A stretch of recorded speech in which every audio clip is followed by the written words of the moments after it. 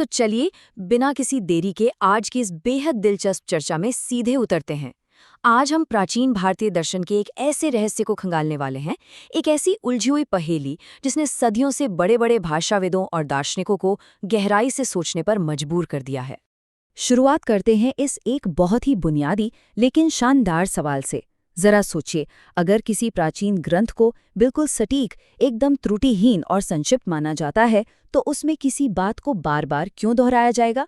मतलब ये सवाल सीधे सीधे इस धारणा को चुनौती देता है कि क्लासिकल टेक्स्ट में कोई भी दोहराव सिर्फ एक गलती या कोई मामूली सी संपादकीय चूक है। और इस भाषाई पहेली को सुलझाने के लिए हम एक बहुत ही स्पष्ट और तार्किक क्रम का पालन करेंगे। सबसे पहले हम पुनः श्रुति के रहस्य को समझेंगे, फिर दो यज्ञों पर नजर डालेंगे, फिर पूर्व पक्ष यानी प्रतिद्वंद्वी के संदेह को जानेंगे, फिर प्रशंसा द्वारा दिए गए समाधान को समझेंगे और अंत में विद्वानों के डीप डाइव विश्लेषण तक पहुंचेंगे। तो आइए सबसे पहले बात करते हैं पुनर्श्रुति के रहस्य की, यानी इस दोहराव की असल पहेली की। यहाँ हमें सबसे पहले एक बहुत ही खास शब्द को समझना होगा, पुनर्श्रुति। इसका सीधा सा मतलब है वैदिक ग्रंथों में किसी बात का दोहराव। अब मीमांसा परंपरा में इसे समझना इतना महत्वपूर्ण क्यों है? क्योंकि देखिए, इस परंपरा में एक एक शब्दांश का, एक एक अक्षर का अपना एक निश्चित उद्देश्य होता है। वहां कुछ भी, मतलब लिटरली कुछ भी व्यर्थ नहीं होता।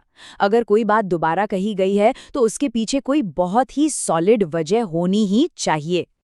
अब इस रहस्य की तह तक जाने के लिए हमें सबसे पहले दो विशेष यज्ञों को देखना होगा जो इस पूरी चर्चा के केंद्र में हैं। इन दोनों के बीच का अंतर ही हमारे रहस्य को सुलझाने की सबसे बड़ी चाबी है। एक तरफ है आग्नेय याग, जो पूरी तरह से सिर्फ अग्निदेव को समर्पित है, और दूसरी तरफ है ऐन्द्राग्नेय याग, जो अग्नि और इंद्र दोनों को समर्पित है। ये दोनों बिल्कुल अलग हैं, और इसी विषमता को ध्यान में रखना हमारे लिए आगे बहुत काम आने वाला है। अब आते हैं पूर्व पक्ष के संदेह पर, यानी उन तर्कों पर जो प्रतिद्वंदी हमारे सामने रखते हैं और जो इस पूरी चर्चा में एक जबरदस्त लॉजिकल टेंशन पैदा करते हैं। देखिए, प्रतिद्वंदी बड़े ही आत्मविश्वास के साथ कुछ दावे करते हैं। उनका कहना है कि आग्नेय अनुष्ठान का यह दोहराव पूरी तरह से बेमानी है, एकदम अर्थहीन, या फिर अगर इसे दोहराया गया है तो इसका मतलब ये जरूर कोई बिल्कुल नया, अलग अनुष्ठान बनाने की कोशिश कर रहा है। वो तर्क देते हैं कि बिना किसी अलग क्रिया के इसे बस ऐसे ही दोहराया नहीं जा सकता। असल में प्रतिद्वंदी यहाँ एक तार्किक जाल बुन रहे हैं। उनका मानना है कि या तो इस ग्रंथ में निरर्थकता की बहुत बड़ी खामी है, या फिर ये चुपके से एक नया नियम थोप रहा है। खैर, अब समय आ गया है सिद्धांत यानी स्थापित निष्कर्ष की ओर बढ़ने का, और ये देखने का कि इसके बचाव में कैसा शानदार तर्क दिया जाता है। शबरभाष्य और मीमांसा दर्शन का ये मुख्य सूत्र देखिए, अन्यार्था वा पुनः श्रुति ही, यानी दोहराव किसी अन्य उद्देश्य की पूर्ति करता है। ये छोटा सा सूत्र हमारे लिए एक अचूक बचाव की तरह काम करता है। ये साबित कर देता है कि जिसे हम गलती समझ रहे थे वो वास्तव में बहुत ही सोच समझकर और परिष्कृत तरीके से किया गया काम है। और ये उद्देश्य क्या है? इसे समझने के लिए हमें अर्थवाद को समझना होगा। अर्थवाद का मतलब है किसी खास काम को प्रोत्साहित करने के लिए ग्रंथ के अंदर ही उसकी स्तुति या महिमा मंडन करना।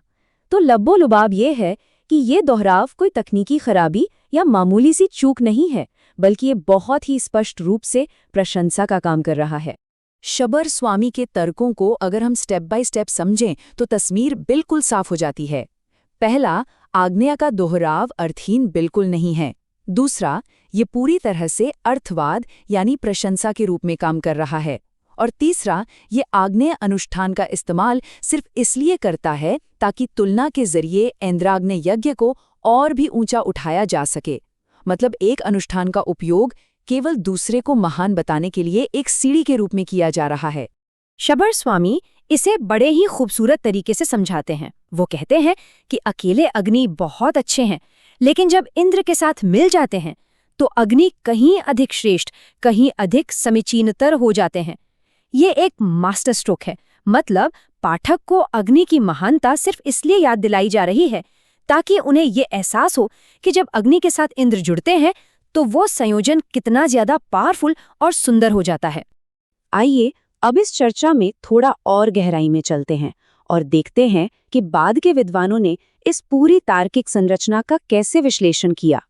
तंत्र वार्तिक और न्याय सुधा जैसी महान टीकाओं में तर्कों का विकास बिल्कुल इन्हीं 3 चरणों में होता है। पहला कदम है दोहराव की इस ऊपरी खामी को पकड़ना। दूसरा, यह पहचानना कि यह दोहराव दरअसल एक अनुवाद या पुनः कथन है। और तीसरा और सबसे महत्वपूर्ण कदम यह निष्कर्ष निकालना कि यह सापेक्ष प्रशंसा है जो ये साबित करती है कि इंद्र के साथ अग्नि की जोड़ी ही श्रेष्ठ है। और यहाँ जो बात सबसे ज्यादा दिलचस्प हो जाती है वो है कुमारिल भट्ट और सोमेश्वर भट्ट का योगदान। तंत्र वार्तिक में कुमारिल भट्ट बिल्कुल क्लियर कर देते हैं कि ये दोहराव पूरी तरह से प्रशंसा वाले शब्दों का उपयोग करके इंद्राग्नि को ऊंचा उठाने के लिए ही है। वहीं न्याय सुधा में सोमेश्वर भट्ट ये साबित करते हैं कि ये कोई अलग कर्म या नया अनुष्ठान नहीं है, बल्कि इंद्र के साथ अग्नि पर जोर देने वाला एक इंटरकनेक्टेड यानी आपस में जुड़ा हुआ बचाव है। इन विद्वानों ने व्याकरण की ऐसी बारीकियों से प्रतिद्वंदी के दावों को ध्वस्त किया कि बस मजा ही आ जाता है। तो आखिर में बात यहीं आकर टिकती है कि मीमांसा परंपरा में एक भी शब्द, जी हाँ, एक भी शब्द व्यर्थ नहीं जाता। यहाँ तक कि अगर कुछ दोहराया भी गया है तो उसका भी एक बहुत ही गहरा उद्देश्य होता है। यह सिर्फ शब्दों का कोई साधारण सा खेल नहीं है, बल्कि प्राचीन विद्वानों की उस सटीकता का प्रमाण है जहाँ पाठ का हर एक वाक्य दूसरे को शक्ति देता है और अर्थ को गहराई प्रदान करता है। अब इस चर्चा को खत्म करने से पहले एक बार इस बात पर गौर जरूर कीजिएगा। अगर हमारे इन प्राचीन विद्वानों को महज एक साधारण से दोहराव में भी इतना गहरा उद्देश्य मिल सकता है, तो जरा सोचिए हम अपनी रोजमर्रा की जिंदगी में जो कुछ भी पढ़ते या सुनते हैं उसमें ऐसे कितने ही छिपे हुए अर्थ होंगे जिन्हें हम अक्सर यूं ही अनदेखा कर देते हैं। ये विचार वास्तव में हमें सोचने पर मजबूर करता है कि हम अपने आसपास की भाषा को कितनी बारीकी से समझते हैं। आज के इस विश्लेषणात्मक सफर में साथ जुड़ने के लिए बहुत बहुत धन्यवाद।